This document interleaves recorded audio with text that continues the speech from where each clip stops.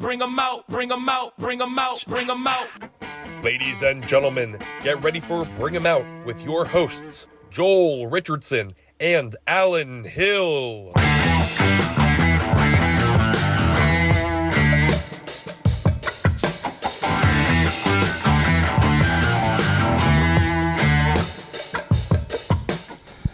Hey, this is SoulJoel coming to you from the new home of SoulJoel's, SoulJoel's at Sunnybrook, with my co-host, Alan Hill, for Bring 'em Out. My man. Yeah, only Happy to be here, episode brother. 2. Yeah. So this podcast came about, it's called Bring 'em Out, and it's because over the years, no matter what venue, even over the pandemic, we raised $40,000 for charities, and we brought 55,000 people from 27 different states. It's like no matter, and now we again reinvented the wheel. And last week we brought out people for bingo. Oh, that's great. Almost 200 people. Almost 200 people for line dancing. Thursday night we had our biggest fundraiser of the year.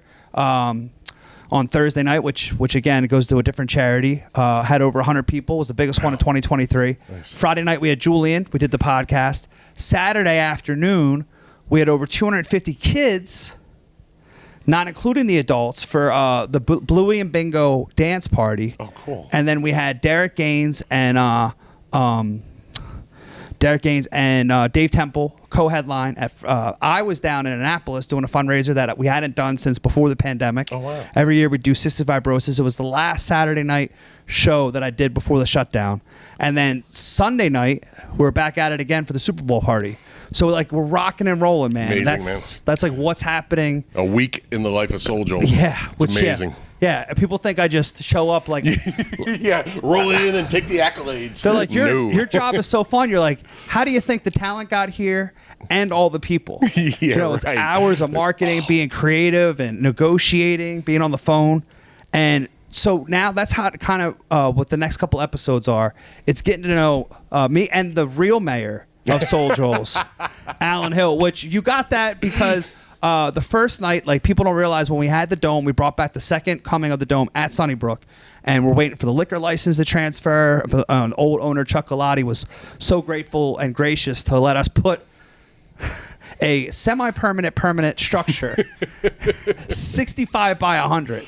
And people don't realize I personally invited everyone there that first night, which was a lot of emails, a lot of phone calls, and thank goodness you were there to take court.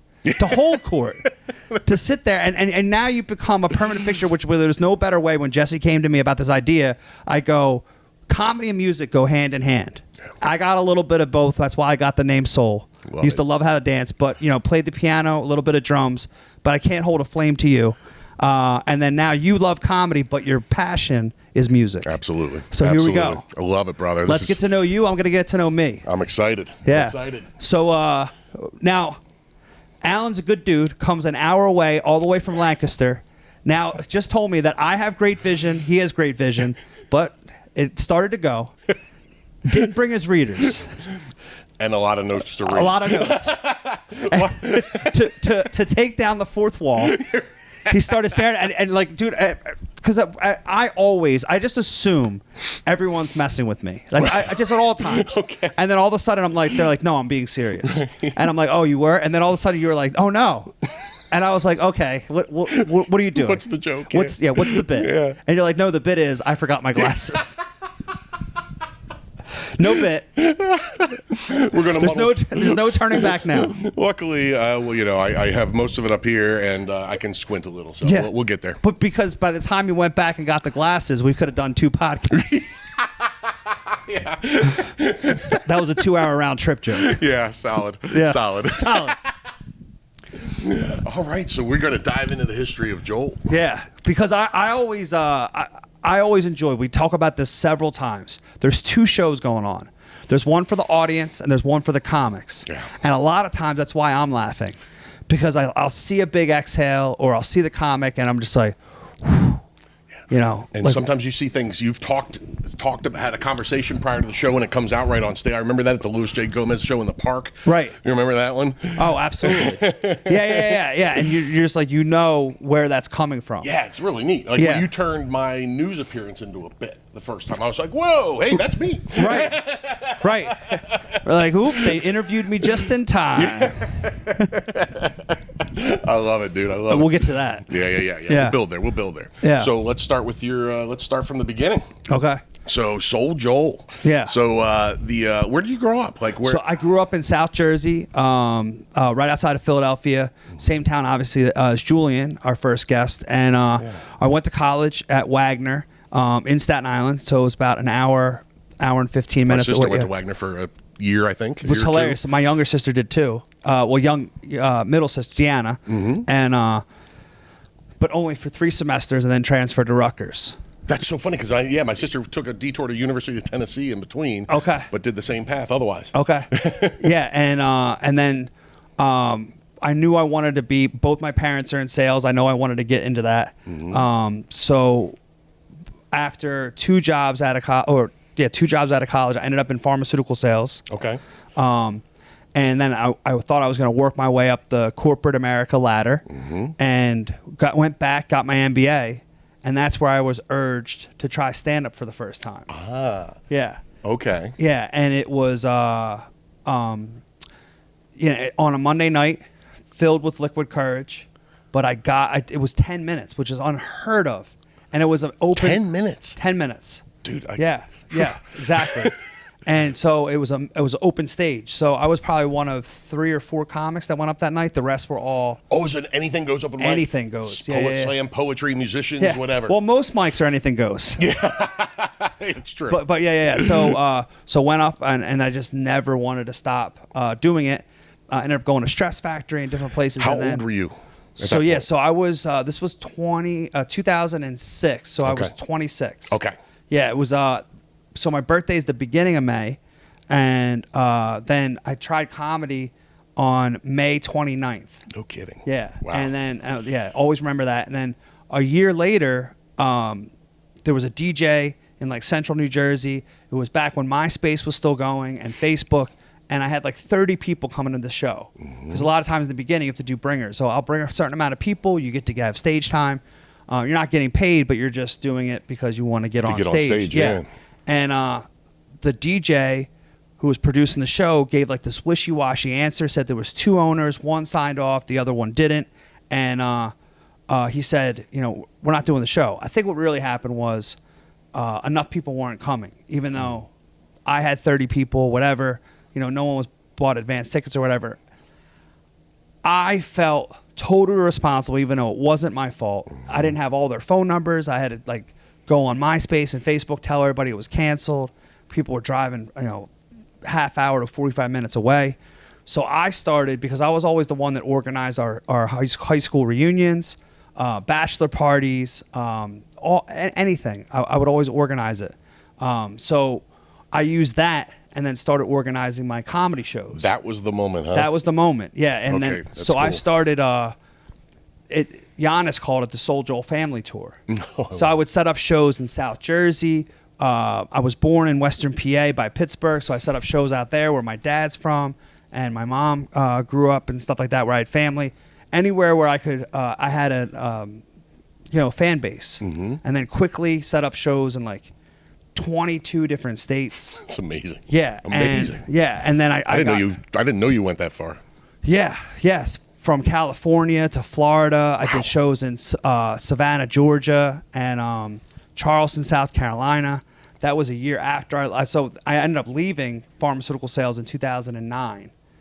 And I set up 13 different states with James Maddern, at the time was Mad Dog, and Giannis. And they were in the car when I left my day job, May 6th, 2009. Okay. And that was, so this year will be 14 years. Wow. So roughly 3 years from the time you did your first open mic. Yeah, which was crazy fast. But when I got my MBA, I realized I wanted to do this full time. And School of Hard Knocks, Giannis told me in the car, unsolicited advice, that he's like, you could be a good 20-minute, like a feature act. Mm-hmm. You're very likable, but don't you realize that you get butterflies out of putting the whole deal together and organizing it and booking and then promoting it? And I was like, yeah, it was a realization. I'm like, yeah, that is what I like to do. Yeah. So that's what I started doing, and that's where SoulJoel Productions then evolved from. And then eventually when I got pushed out of the Valley Forge Casino, because they replaced me with dueling pianos. Brilliant. Yeah, yeah. But you know what? But listen, and I can name 5 to 10 different people that have. I'm like a scorned woman. But I want to deliver them Christmas cards and a gift every year, because if it wasn't for them, I wouldn't have been pushed in this direction and ended up where I'm at now. Yeah, I dig that. At the time, you're like, oh man. Like, you know, you want a fist fight, right, or like blow a gasket. Totally. And you're like, no, in hindsight, it was the best thing that ever happened. Just kept to me. nudging you towards where you are now. Yeah, because that forced me to go to Royersford, open up SoulJoel's, and have my own place. And if I wouldn't have gone there, then I would have been dead in the water at a casino during the pandemic. Yes. And I would have never done that. I would have never been at the place I was at in Royersford and spread my wings and have been able to grow in the short amount of time that we did. But right before the pandemic, I had met with my landlord, and I said, because we were talking about bigger venues, I said, I'm like a fish. Put me in a bigger tank. I'm going to fill it. Yes. And everything we said, it happened. You proved time and time again. Yeah. And now it's like we have 2 billboards, and I'm doing newspaper advertising. Because I passed it on the way in tonight. Did you really? Man. Yeah, it was Ben Bailey was on it. Was? Yeah, okay. Yeah. All right, good, because I told him, I'm like, it's up. And he goes, take a picture. I'm like, I can't, not yet. I'm like, not that it's not up yet. Right. I'm like, but I just have to find the time to go there. Just And be like, right? It's on my way in. I showed him like the image. Oh, nice. Yeah, and he goes, you did it old school. I can't wait for Benny. So Yeah, because we did. We brought it old school. Like, that's like old school marketing 101. Like, because not everybody's on social media. Right. And sometimes it's like white noise. Yeah. So we want to catch people's attention that's not on social media. Yeah. And have them. And then it's an unbelievable day of media. The Friday that Ben Bailey's going to be here, where he's going on Preston and Steve, John DeBella, and then we're doing Mornings with Mike that I once a month I'm on. Yep. But they're going to broadcast live here. Nice. Oh, that's great. Yeah. So they're going to do their morning show from here? Or? Yeah. So this is going to air 2 weeks after. So we did it 2 weeks ago. Yeah, it's podcast. We'll let you know how it goes. Some of you will have been there. Yeah. So so it's going to be great, man. I'm really looking forward to it. That's so cool, man. Yeah, and so that first open mic. Yeah. Okay.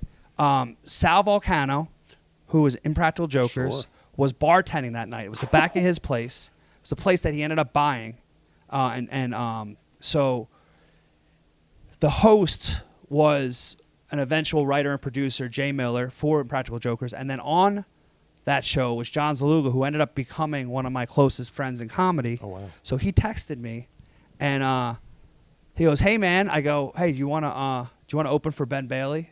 And he goes, "Yeah." That's not why I was calling. I got something else to run by you. And then, because I'm always anticipating whether it's an argument or an agreement. Oh, I see. I want to go either way. Right. But I know it's like a good friend. Like, he's not going to argue with me. Right. But before he even goes, "Hey, what's up, man?" I go, "You want to do a live podcast at SoulJoel's?" He goes, "Another great idea, but also not the reason I was texting." So he had this idea. So he's a writer and producer for the Impractical Jokers also. Oh, wow, cool. So he wanted to bring the show idea. They hadn't done it in a while. They just wrapped season 10. Mm-hmm. And so whatever he's going to say, it's a yes for me. Yeah, really. So they call it staff infection, where it's the creative team behind the hit TV show Impractical Jokers. Oh, okay. So they're improv guys, but also they do stand up. So there's 5 guys that are coming, guys and girls, not just, Sure. They, them. We like everybody. They're all coming. Yeah. And so it's going to be a night of improv and comedy. Oh, that's so cool. At SoulJoel's. Wow. Yeah, I was waiting for you to go, and where's this at? Hey, you want to give a quick plug to the venue? Yeah, we're promoting now for Chuckles. Yeah, exactly. The Chuckle Hut. Yeah, Ow. Yeah. Go visit Cincinnati. When is this? So Friday, March 31st. Oh, that's great, man. And it's just another way of like that, bringing a different idea, different thing. Love it. Dude, we only posted about it once, and people from Manhattan, Syracuse, New York, and all these different places. And again, it's what we talked about. We're bringing them out. Yes. And we haven't even we didn't even have the flyer ready. So there's a lady that comes with her husband. They live not far from you in York. Oh, okay. I got a little Yeah, past yeah, you. yeah. Yeah. And so she had bought tickets for Jim Brewer, not realizing that her and her husband were going on a cruise. So they have to go the night before, can't make it. So she goes, hey, can I use these tickets to the Impractical Jokers night? I'm like, yeah. She goes, I got to be honest. She goes, I didn't even see it posted on your social media. She goes, but everybody's talking about it in the Impractical Jokers Facebook groups. Wow. I go, oh. I go, dude, it just still blows my mind. Amazing. You know what I mean? Amazing. I'm like, I am a social media fill in the blank. Like, Right, you know what I mean? One of my buddies actually hit me up and goes, hey, there's a LinkedIn connection that you're mutual friends with.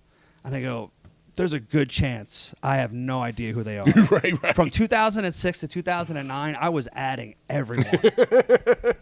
Like, whoever would accept me. Anybody. Yeah.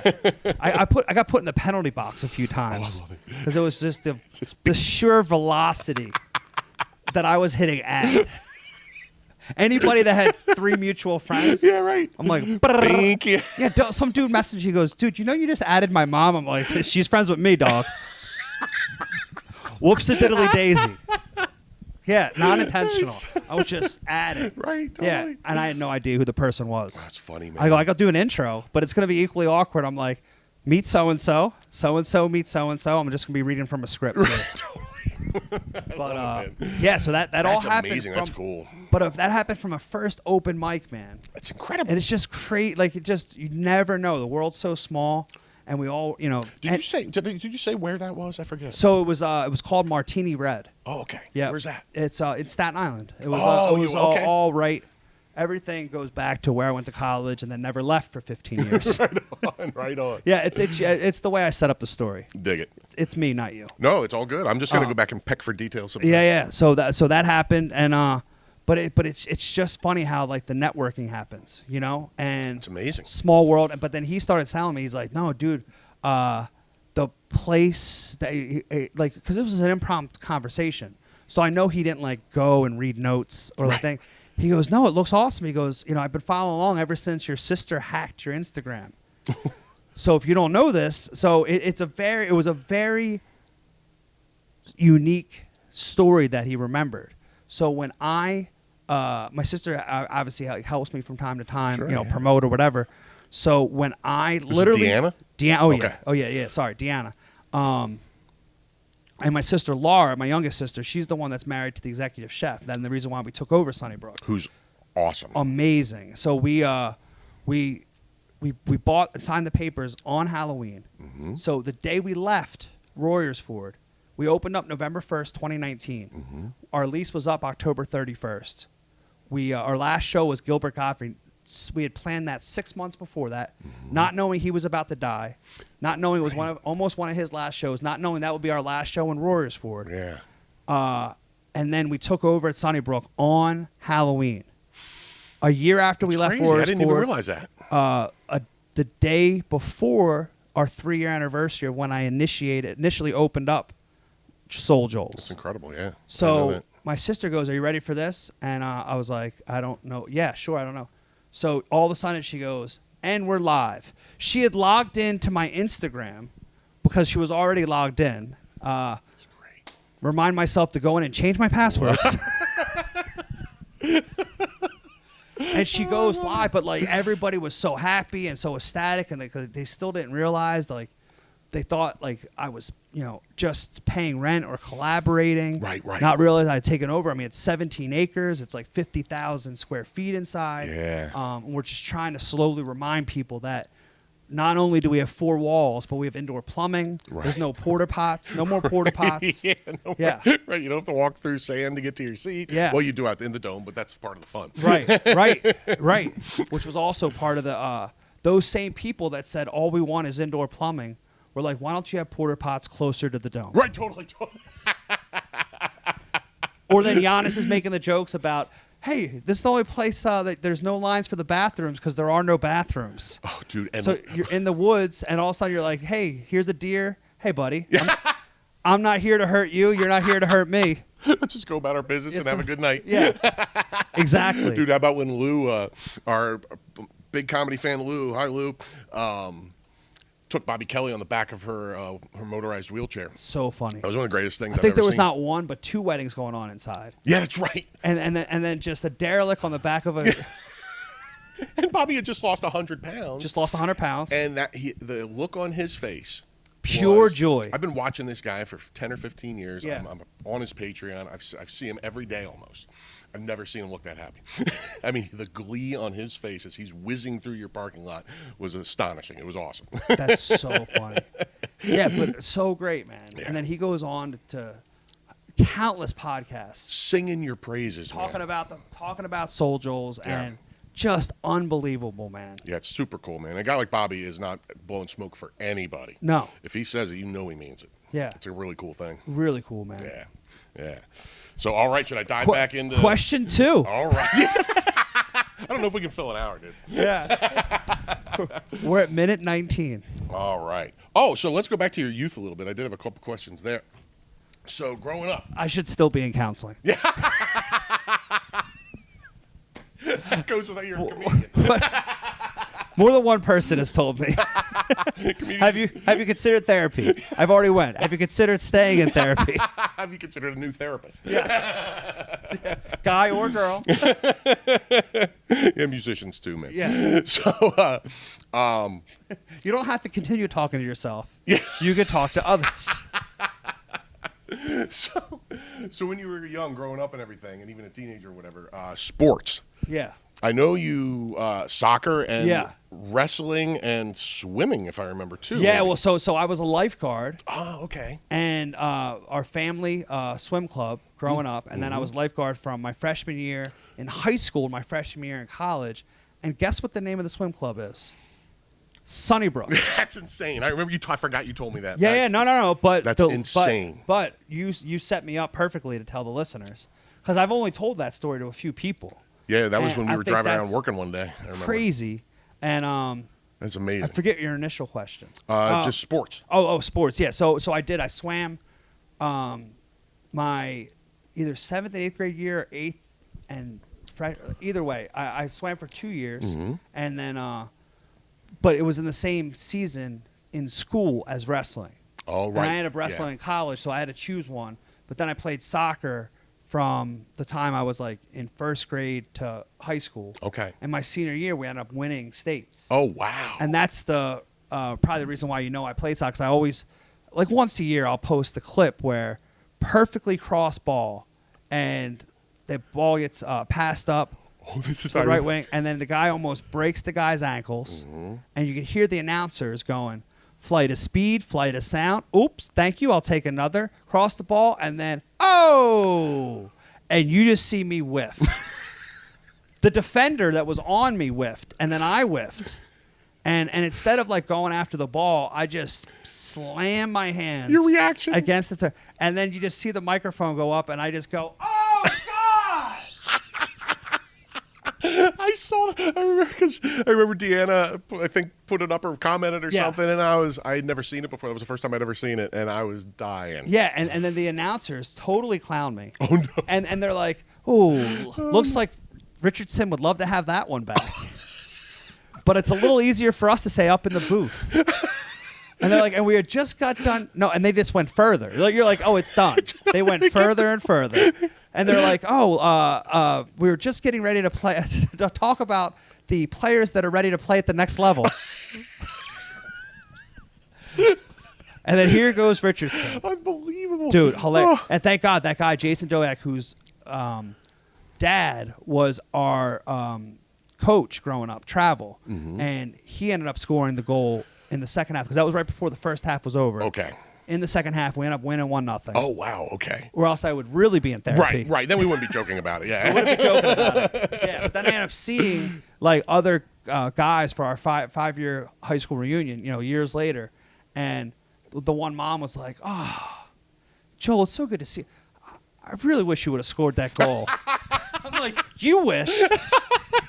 Like I just stopped thinking about that, and now you're talking about it. Oh man! I'm like, it's just unbelievable. But then I ended up getting. I never got attention to play soccer at the next level, even though I loved it. Not cutting weight and all that stuff. But then I ended up getting a scholarship to play to wrestle at Wagner. Right on. So that's why I ended up there, and, Right on. and everything. The rest is history. Just made so many great connections and everything. So it was. And honestly, that's the reason why I started doing shows around here.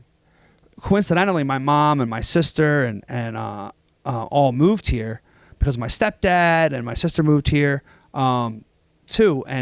But I started doing the show because one of my fraternity brothers in college recruited me to do a show at Jeffersonville Golf Course across from Westover Golf Course. Get out. I did shows there for a year, then moved to PJ Ryan's in Phoenixville, did shows for 6 months there. Last show was with Joe DeRosa. Oh wow. Yeah. And then I ended Joey up Roses. moving over to Valley Forge Casino. Oh, that's okay. And then that's when I was there for 7 years. And then left 7 there. years. Okay, I wasn't sure Yep, how long you were 7 there. years, Okay. and then moved over to Royersford, then went for 7 months again to Westover Golf Course, and then finally here. Yes. So crazy journey, but I've been in the area now for over 13 years. The roots are deep. Roots are deep, yeah, man. And you see it every time you come to a show here. Oh yeah. I ended up playing pickleball now.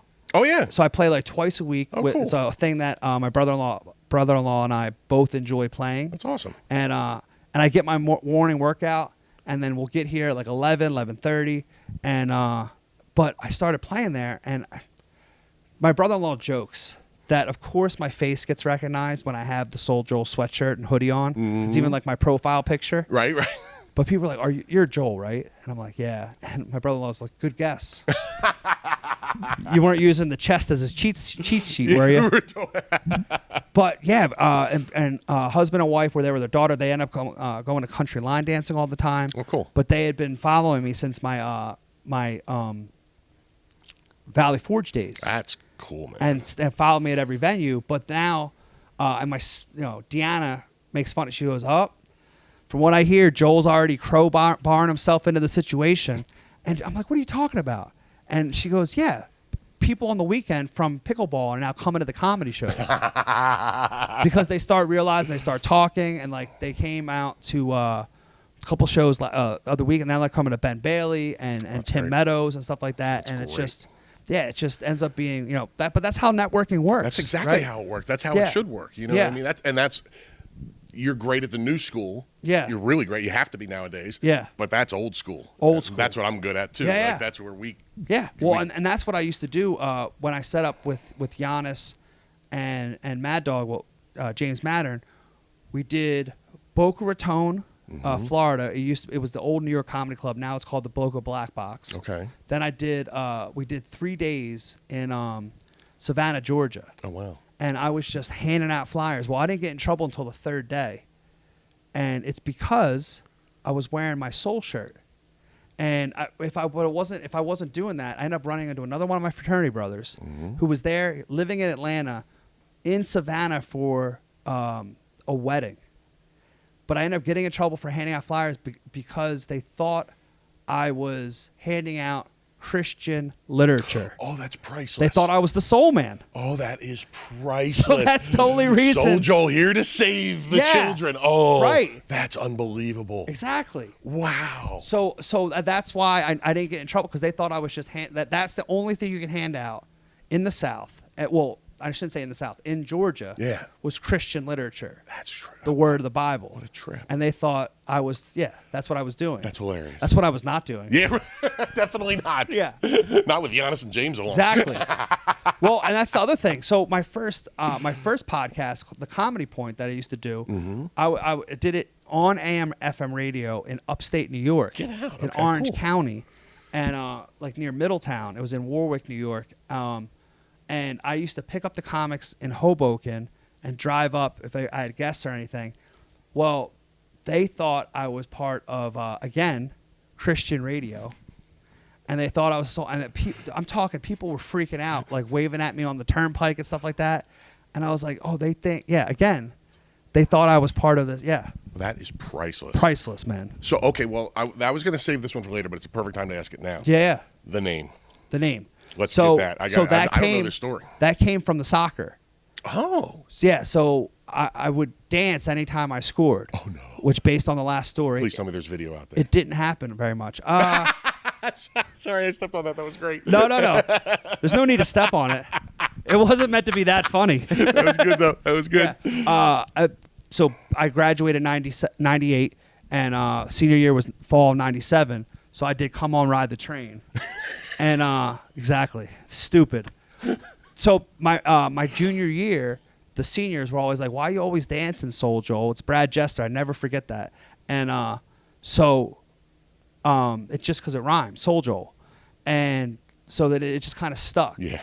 And they would be like, what's up, Soul? What's up, Soul? And it just, then when I started doing comedy, even though my last name is Richardson, it's not that hard.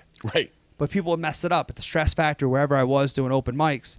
They're like, keep it going for the next comic, Joel Richards. Yeah, right. Just because it's long. Right. It's long. Right. So I was like, I literally have to separate myself from me and the rest of these white comics. Right. And So why not give yourself a name where everybody assumes you're a black man? Dude. Every black comic I've ever seen here has talked about how they thought you were black when they heard your name. Yeah. Yeah. So I started with my SoulJoel, and trust me, it was 2 years of nonstop getting made fun of. I bet. Yeah. But I had foresight that I was like, it's gonna pay off, and I'm gonna stick to it. Because I'll tell you what, I can name 10 guys right now that made fun of me are not in the business anymore. Boom. Yeah, and it had nothing to do with the pandemic. They were washed out before that. Yeah. I believe it, dude. And that was a great move. Yeah. Because it's great. I even had you can't forget it. I even had some backhanded compliments going, I love the name for the company, but not you. I go, I am the company. Right. For years I said SoulJoel Productions. It was just me. Yeah, right. That's awesome. Yeah. That's awesome. Yeah, that was me that answered the phone. That was me that answered the email. That was me that responded to you on Facebook. Oh. Well, here's a good time to ask you about your because I remember we were My social media presence. Well, no. I was Why people call me Joel Richardson II? It's actually my second Facebook page. Because they no capped kidding. you at 5,000. Oh, yeah. Even Kathy Calhoun of Calhoun Jewelers got the first article of when we moved here at Sunnybrook. Yeah. So SoulJoel's at Sunnybrook. And it appeared in the 5 local newspapers. The Reading Eagle, the Pottstown Mercury, was it Herald Standard in Norristown? Times Herald. And then there's one in Lansdale, and there's one in Westchester, and it went in all 5 of them. And then she got my name, and on the plaque it says Joel Richardson II. I go, adorable, but my dad's name is Joe. Yeah, right. That's too funny. But it's amazing. Wow, so I got so it. cool. I got it framed, and once I fully move in here, Yeah. I'll get it in the office. Love it. Love it. Yeah. Yeah, dude. So the mobile SoulJoel comedy show setup, because one time when I was working with you, we went out to your truck and you had everything you needed for a comedy show. Yeah. Inside that truck. Oh yeah. So it's like a PA. Speaker, run me through it, because you can put on a show anywhere you wanted just with that what's in that truck. And that's also so that's the car that I was talking about when I moved to when I used to go to the radio station. It was a Chevy HHR. It was like slightly more feminine than the PT Cruiser. Might as well be masculine. driving a Mary Kay Cosmetics pink Cadillac. Honk, honk, hey. That was me. Love it. Yeah. Single, not married, no kids. crossing my legs like this. Anyway, great question. But I would have the 2 speakers, the 2 speaker stands, the mic stand, a whole bag of cables, the mixing board, and then I would drive with the SoulJoel backdrop.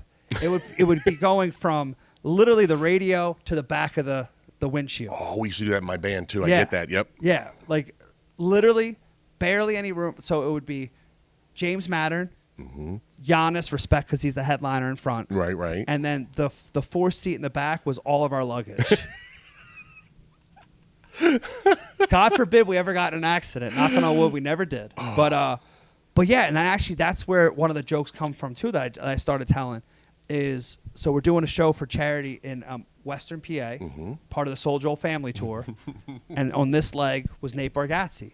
Oh, right. So I go and do a last minute sweep of the whole, see if I left everything, make sure I didn't leave any cables, microphones, speaker stands, speakers, and then I see Drunk Nate, and he hands me my original notebook, which I still have, and he goes, I found this, man.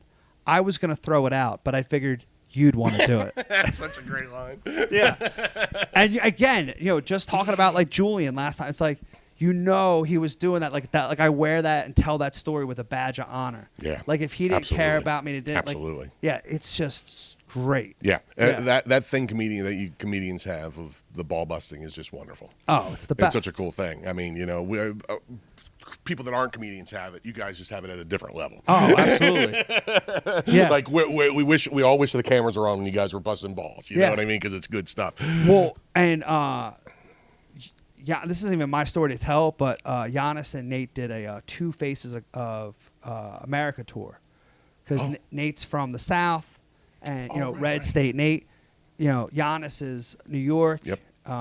Left. Yep. Blue, and so they did a whole college tour, and our other good friend Dan Frigolette set it up. So all of a sudden, like it's like 6 a.m, and Dan opens up his hotel room door, because he had a knock on the door or doorbell, whatever, and he opens the door and it's room service. It was everything on the menu, like basically a breakfast buffet. Mwah. On whose bill? Yeah. And he was like, I did not, like, still drunk from the night before, can't put it all together. And he goes to the real breakfast the next day and was like, yo, did any of you guys get room service? They got waking up at like 6 a.m. And Nate started dying laughing. Like he had forgotten about it. Filled out, it was one of those old school, because this is like 15 years ago. Fills out one of those things that you put on your door. Yeah. And they're like, oh, yeah, okay, we'll get it. God, that's too funny, man. And then did it. But it was such a, like, that was a joke for us, not the audience. Right. Forgot that he did it. Forgot that he did it. That's great. And then found out that he did it, remembered, busted out laughing. If I did something that funny, that's all he'd be talking about for a year and a half. Or he had so many funny things among comedians that he forgot by the next morning. Yeah. Just, dude, it's so incredible. funny, man. Incredible. Yeah. But so many things like that on the road that are just like, it's just crazy. Well, one of my favorite things about coming to SoulJoel shows is the personal touch you get because the guys know you. You know what I mean? Okay. Like when I came to that fire hall in Jersey to see Giannis. Okay. And his special had just come out like that week. Yeah. Right? And Which is a lot of pressure, by the way, because he assumes everybody's seen it. Right. And doesn't want to repeat any joke that they might see online. That's so foreign to me as a musician. Yeah. Because if I was ever lucky enough to have a hit, which I haven't, I would Yeah. be playing that song for the rest of my life. Right. Every show. Freebird! And if I didn't play it, people would be pissed. Right? But it's the exact opposite for comedians. Well, and that's what happened a couple weeks ago when we had a fundraiser. The comic that was on the show was like, hey, how did you promote the show? And I immediately thought, there should be more butts in the seat. But he legitimately was asking because he didn't want to do a joke that everybody in the room had seen and bought tickets to go. And I was like, oh, that's why you're asking me. Yeah. And I know some of the guys that are here a lot Yeah. have that, like, Kunal or Right. you know. Literally, he literally said that to me genuinely concerned. Yeah. But basically, like, he was inquiring. You know, That's like, so fascinating to yeah, me, man. like, hey, what joke did you use? And I go, I should do a better job of posting jokes because I didn't post any jokes. And honestly, since then, man, all you see on I'm posting more jokes. Yeah. And I'm yeah, making for sure. Yeah. It's fascinating to me because, and I've said this to comedians, and I don't think any of them are like, yeah, okay, that's cool then. You know what I mean? Yeah. But I try to get it across as an audience member, especially as a big comedy nerd. I'm the kind of guy that's going to be here for multiple shows of the same person. You know what I mean? Right. So, like the thing I said to, I forget who it was one night. I said, what's your favorite comedy movie of all time? What's yours? Oh, dude, you know what's funny is my dad had not seen a lot because he's been living in China. Mm-hmm. So we just watched Bridesmaids. Oh, it's a great movie, yeah. And then like old school, like, I mean, that's like, but then like Yes. Wedding Crashers, Yeah. like Step Brothers, Right. like stupid movies like that. I mean, And how many times have you seen Step Brothers?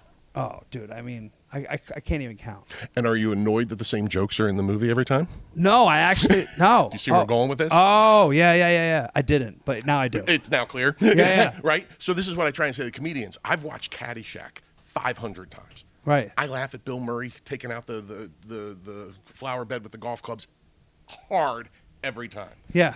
It never changes at all. And do you know what's funny about that is last Friday, it was actually at the Julian show. Mm-hmm. There was a couple, the husband served in the military.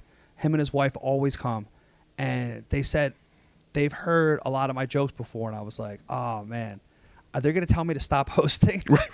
Because, again, I'm going down the road straight. Yeah. I'm expecting them to make a left-hand turn or make a right-hand turn. So You I'm really are ready for... at all times. I love it. More than you know. I'm learning. I'm learning. Yeah, I am unmedicated. Probably need to be. Another reason we get along. Yeah. But basically she was saying that's the best I've ever seen you. See, that's cool. That's cool. And I was like, oh, you're handing me a compliment. Yes, Because yes. I like with the first sentence. You're ready for the other shoe to drop. Wait, yeah. Yeah, I don't want to see that stuff anymore. That old, Right. Because that's that thing that comics have drilled into their brain that old material is bad material or whatever. Right. You know what I mean? But I always try to do at least one new joke, or like you said, like there's always a different way I've said it. Dude, okay, so And you said it to me that night. Yes. But I forgot. It was the bit about the living in your sister's basement. Oh, yeah, yeah. And you did a line, I'm not going to remember perfectly, but hopefully it's enough to get you there. Yeah. Is about the left turn for the gray man or I forget. I can't quite. Well, what I ended up doing was was I ended up saying, I told that joke one time, and a lady said, you look good on the back of my Harley. And I said, this pandemic has really wiped out any kind of dating standards where it used to be, does he have a good job? Does he live in his mom's basement? You're like, well, it's his sister's basement. We can kind of deal with that. Mm-hmm. And when's the last time you were driving on 422 and you saw a woman driving and a dude on the back? Yeah. And basically, I'm the new bitch. Yes. Yeah. That's cool. And that came from that crowd work from, was it the Aunt Pat Aunt show? Mary Pat. Yeah. Aunt Mary Pat. And now it's gotten so bad where we made a billboard and they were like, oh, that's a cool picture because I used this picture. Mm-hmm. And they're like, but what you really should have done was you on the back of a Harley. And I'm like, that was such a good callback. But I mean, people have no idea about me. Right. Not gonna be like, oh, I'm on the back of some woman. Harley, come to a comedy show, see all this and more. Yeah, come meet the bitch. Come get weirded out. Like what? I love it. Yeah. Oh, it's great. But then I had my graphic designer make one. And I posted up that. And I'm like, you asked for it, and then people lost their mind. Love it. Yeah. Give them what they want. Give them what they want. Yeah, man. I couldn't say it fast enough. It's exactly what I did. Yeah. And that's what I did. But That's so awesome. But my sister goes, my brother-in-law going, Joel got 2 billboards, and he put his face on it. Yeah, I guess he hates the attention.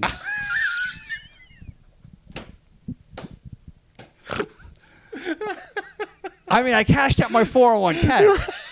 I think we're all in, baby. I think I gotta get something out of this. That's right, man. Come on. I mean, who are we hurting? Come on. But you know that, and I love these people to death, right? But people actually said when I on the billboard it says comedy, dancing, music. Mm-hmm. People are like, "Oh, my OCD kicked in. You need commas." I go, "Do you think anybody's driving down?" Be like, "This is not grammatically correct. I can't support this." And SoulJoel's not even black.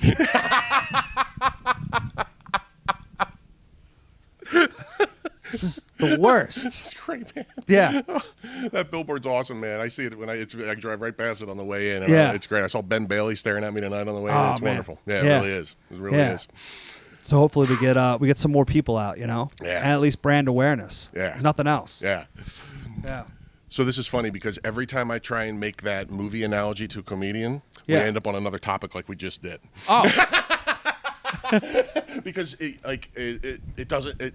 I haven't been able to get it to where it sinks in. You know what I mean? Like, Oh, yeah, yeah. You say that and they get it intellectually, but it's still that same like I don't want to do. You know what I mean? Yeah. It's fascinating to me because I'll watch the same person do the same joke. I mean, I saw Gilbert Gottfried 15 times. Didn't vary his act much since 1987. Yeah. You know what I mean? And he killed me every time. And the comics actually they self-loathe. The comics that I started with had come here.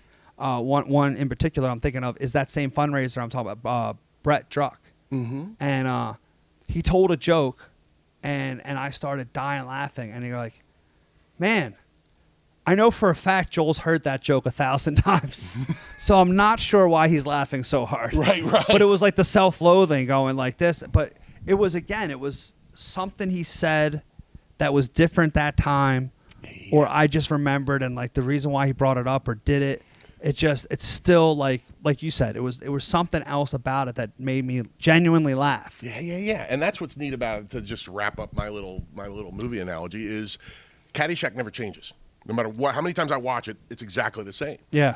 I can see Kunal do one of his bits, and it's never going to be exactly the same. Okay. You know what I mean? Yeah, There's yeah. going to be, the crowd's going to, even if he says it verbatim, which never happens, Yeah. right? The crowd's going to react differently. Right. Or he's going to react differently to something, or somebody's going to do something stupid in the middle of it, and he's going to have a killer crowd work moment. You know what I mean? Yeah. Like, that's, like, I get it. Like, if I've seen a bit before, I'm like, yeah, let's go. I want to see Let's how it is go. tonight. You know what I mean? And speaking of Caddyshack, so this place that we took over, Sunnybrook, it was built in 1931. Okay. The pool outside was built in 1929. Okay. The pool is no longer there, and it was something out of Caddyshack. Oh, man. Once the original owners, the Hartensteins, sold it, they had to fill it in because it had gotten grandfathered in. Mm-hmm. It was a huge circular pool. But they still did swimming laps in it because they did it in the middle lanes where it was still like the straight and narrow before it rounded out. Yeah. But the middle, like bullseye part of the pool was the deepest. Oh, that's It was wild. 15 feet. So eventually that got illegal because lifeguards from the outside couldn't reach in. Yeah. So even though there was lifeguard stands in the middle, it became illegal because the deepest part was in the middle and they couldn't reach it. Right. They changed that design plan Exactly. over the years. Yeah. This is like 98, so they had to get rid of it. Once the grandfather ran out. Yeah, but people have like one of 5 memories of this place. Mm-hmm. And it's funny, even your mom had ran into that when she went back and told her friends. Absolutely. People from Lancaster used to come here Yeah, all so the they used time. to come and dance during the Big Band era, whether it was Glenn Miller or Louis Armstrong, all those guys, Duke Ellington. Sinatra came up with Glenn Miller as a young artist, never headlined. But then there was the Mother's Day or the Easter brunches, and they played the organ. Yes. And or the pool. And so Amazing. like it was all these like little things. Or then people either got married or know someone that got married, or they had their high school prom. Well, I heard working. There's 6 proms here this year. With the New Year's Eve shindig, Okay. with the great turnout we had that night.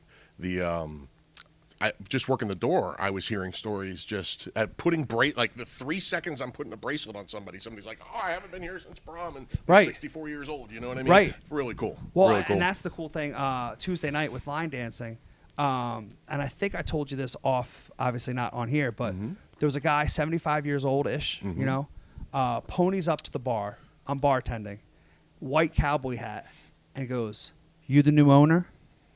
I'm like, man, this could go either way, because I don't see any reaction on him. Right. And he goes, "How long have you been doing this line dancing?" And that night, coincidentally, was 3 months. that we had done it. Okay. We started in September with the old owner, and we started every Tuesday, whether it was cold weather, the Phillies in the World Series. We did it every Tuesday. So I just started using the outside sign on High Street. And he goes, the default was 1 second. So it was showing a flyer a second. I then found out after that, 10 days later, how to slow it down. Okay, I see. The old owner, Chuck showed me. So now it's blinking every 3 seconds.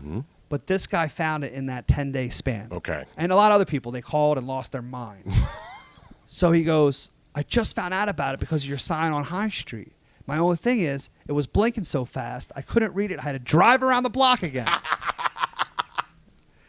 He told me that there's a restaurant where the McDonald's is now, right down the street a little bit. Okay. And he said him and they were kids, not even in high school. And him and his friend were having breakfast. Louis Armstrong walks in, buys them breakfast, and it's a moment he'll never forget. So it warms his heart to see life back in that place and people dancing, because it triggers all those memories, the people that you heard on New Year's and everything. And he comes in and I go, I'm going to keep opening the doors as long as you keep walking through them. And he just laughs, but he like belly laughs. You can tell he's like, he goes, this is great. And he just loves it. And it's like, just that alone is like, it's worth every, I mean, of course I'm like, and I tell him, I don't want to get rich. I just want to make enough money to keep the lights on. Yeah. And as people walk out of the room, I turn the lights off. Right. Because this electricity bill is nuts. You didn't see that coming, did you? I love it, man. No, that's why you're good. Dude, that's awesome, man. That's so cool. It's a neat, like, at certain events, especially right now, you get a really neat mix of your people. Eclectic. Well, you get your people. Oh. Like me. Yeah. What I mean? Like, I'm here because of you. You know what I mean? I didn't never heard of this place is amazing. I love it. But I'm not here because I heard of the Sunny Brook Brawling. You know what I mean? Right. I'm here because SoulJoel's here. Right. And there's a lot of people like that. But then you also have these events where like people from up to an hour away or whatever are coming because of the venues back. So that's happened to me so many times, man. So on New Year's Eve, we had 340 people, maybe 350. Yeah. Maybe a third knew who I was. Yeah, that was. Yeah, So really everybody saw wanted that to take night. pictures and stuff like that. The other people, they had no idea. They're passing me, Right. You know, taking a pee in the bathroom next. They have no idea. No They have clue, no yeah, clue. right. That happened when I opened up SoulJoel's. Oh, interesting. Yeah, my old GM. Shout out to the Saint, Joey St. John. People were. He was like, "Hey, do you want to take a picture with Joel?" And like, the wives or husbands, they were both like, "Nope." You mean that guy that did 5 minutes up front? We're good. No. I'll do the jokes, Alan. No, this was before the show started. Oh, okay. So they even have less of an idea. Less of an idea. Even less. No idea. Wow. And then they understood, like, after a couple of shows and like that, they're like, that's Joel or whatever. Yeah. But that's what happened when Skip Back was falling apart and that deal. This deal that they had was falling apart. And the realtor called my mom and I showed up. It was the first time in a year that I wore anything SoulJoel's. And my sister was like, "Get in the car, you maniac." And I go, "I know we're going to a fancy place. People get married there, but I want to wear this outfit." Yes. My patented gray jeans and my SoulJoel t-shirt. Oh, yeah. And the owner, Chuck Galati, who sold it to me, goes, "SoulJoel, I didn't know you're the Joel that I was meeting with." He goes, "You want to buy this place? I think that's fantastic." And he looks at his realtor and goes, "You didn't tell me I was meeting with SoulJoel." And he goes, "I have no idea who that is." He goes, "I'm from Lancaster." And I was like, "Oh, right up here," and then right back down to reality. "Oh, I was feeling up here," and then right back down. That's great, man. Yeah. It's hot. Your ego gets kept in check. Oh, boy. It's like your bit from Florida. Yeah, it's hot and cold, man. Oh, yeah. Oh, yeah, priceless. the opposite of Starstruck. Right. Yes, that's great. Phenomenal, man. Wow. Yeah. Wow. Oh, I love it. Yeah. Oh, man. Well, let me go back to the squinting. Oh, yeah. I wanted to talk about just like a little bit about the Rofo era and bringing the dome here. So I've heard some of this, but not all of it. Yeah. The idea for the sand And then the idea for the dome. Yeah, anything cool came from the Queen of the North, Deanna. The Deanna. Yeah, D. Which that nickname came from Mike McCluskey of the Railroad, who actually had one of the biggest supporters of fellow small business owner. He came during Dice and helped us sell Dice shirts, and he was awesome. like had set up like his the spiked hot chocolate and different drinks and stuff like that, and was running to go orders and stuff like that from his place. But he was the first one that sent me that Sunnybrook was on sale. I'm talking an hour after it went on sale. Okay. And like without him, I wouldn't be here. But he goes like the Deanna, like the Ohio State University. Anybody that knows Deanna knows Yeah. that is perfectly appropriate. I love it. So we were on outside. It was a former yarn factory. And when we first did the shows, and I kept calling it an amphitheater. And all I did was take a 40-foot tractor trailer, turn it into a stage, black box stage, and then put a temporary fence around it on the outside. Okay. And it was a dust pit, like Oklahoma.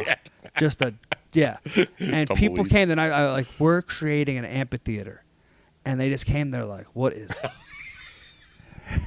Barnum, Bailey, pick one. I love it. Yeah. Oh, that's great. So Deanna's like, we got to do something. And she's like, the cheapest thing to do and the most aesthetically pleasing, and then people weren't traveling that summer, was to do sand. And our former landlord, Rick Lewis Environmental, huge supporter of us, matched it. That's amazing. So we bought 100 tons, and he bought 100. Wow. So, and you're like, well, how many is that? It was 9 to 10 truckloads.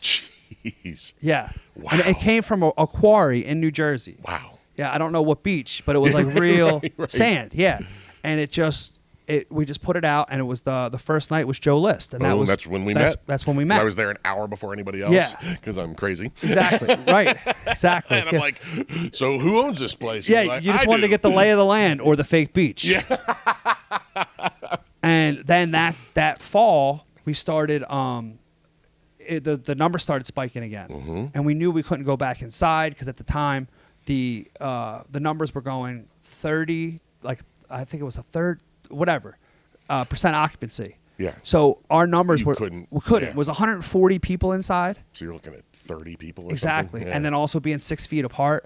It was just crazy. Crazy, yeah. So we decided to stay outside, and my sister was like, well, the dome, and she was a CB in the Navy. So she did all that research and stuff like that. Probably nothing to do with this story in particular. But she looked at it and it was COVID friendly because it was open in the front, open in the back, so it wasn't 4 walls. Right. But it kept it 20 degrees cooler in the summer because it kept the sun off of us, and then 20 degrees warmer because it trapped the heat. Yeah. So, but it felt like rock and roll. Yeah. And- that was electric, man. Yeah, and then we kept buying more and more space heaters, and then we ended up, we went outside July 3rd of 2020, and then our last show was October 30th, 2021, and we stayed outside for that straight 16 months. It's amazing. Right? 2 summers, 2 falls, a winter, and a spring. 6 seasons. It's amazing. Yeah. Amazing. Absolutely amazing. I was there for a lot of that, and Yeah. I loved it, man. It was unbelievable. But it became our identity. Yeah. Where people now think, like, I still got that question when we had 700 people inside the ballroom with Vic DiPotetto. Is it inside or is it outside? It's 12 degrees outside. I'm not going to do that to you when Yeah. we have an option. Yeah. And these are people that already bought tickets. Right. Yeah. Right. What's cool is they were coming either way. That's They were our coming core, either baby. way. That's our core. But I like it. literally they're texting me going, "Brr. I hope it's inside. I hope it's inside." Yeah. So Oh, I love it, man. better or worse, that's where it's at, man. That's amazing, man. Yeah. That's so cool. That's that being a part of that. I'll never forget it. I'll Yeah. be telling that story for the rest of my life. Yeah. I've told it to so many people that they probably don't want to hear it anymore, but I love it. It's And amazing. It blows my mind. I was so focused on keeping food on my table, keeping food on the comics table. I had signed a contract with Joey that I would pay him for a year. And I had just hired him in December of 2019. Jeez. So I was like, I got to keep this going. Right. And I went to bed in April of 2020, Mm-hmm. a month before I turned 40. And I'm like, I thought those days were over. And I went to bed with $300 in my bank account. Wow. The next day, I had to make a payment to Joey. Oh. And I woke up with the first, the first grant came through. Oh, right. Okay. And Yep. it was only like $3,000, but it was enough To get you through that spot. to get me through that spot. And I was like, man, if that's not, and then again, looking back, you can't figure it out, but it's all roads lead here. And it was like, Yes. I was on the right path and there was nothing that was going to stop it. Yeah. And I mean, And all that crap you had to go through along All the of way it. prepared you for any eventuality. yeah. And I mean, it's hard. And I'm like, I have faith. But every once in a while, you're like, can you show me the plan? Yeah. Because it would be, Right. I'm tired of Monday morning quarterback. Yeah, man. Yeah, it's tough sometimes. Oh, Real man. tough. No, that's so cool, man. But there's That's all amazing. these comics that thank him. You know, people still are like, so, oh, you kept comedy going during the pandemic, and you know, all these big names are coming back. They're like, you know, this is great. You know, SoulJoel's still going, because a lot of people thought and I have a huge chip on my shoulder. They thought I was only going to be a pandemic success story. They were wrong. They were wrong, because were big time they're wrong. all coming back now. Well, and correct me if I'm wrong, but I know you had a ton of relationships with guys before. Yeah. But that led to relationships with people you didn't have before because you were the only one able to give them opportunities, right? Yeah. Yeah. Exactly. And it was crazy. You know, Ben Bailey shot me a text, and I sent him. I'm like, hey, here's the date. Let's work this out. Then I walked away, and I was playing pickleball, and he goes, oh my gosh, I'm so sorry. It was the Monday after New Year's, and he goes, I forgot today's technically a holiday. I didn't want to bother you. I was like, Ben, I was playing pickleball. I'm sorry I missed your call. And he goes, hilarious. That's great. I was like, not big timing you. I That's was just not on my phone. See, I love that, man. Yeah. That's incredible. The rest is history. They're all coming back. But been great, man. Yeah, this has been another episode of Bring 'Em Out. we'll memorize it. We'll memorize it. We will memorize it. We're going a little off script.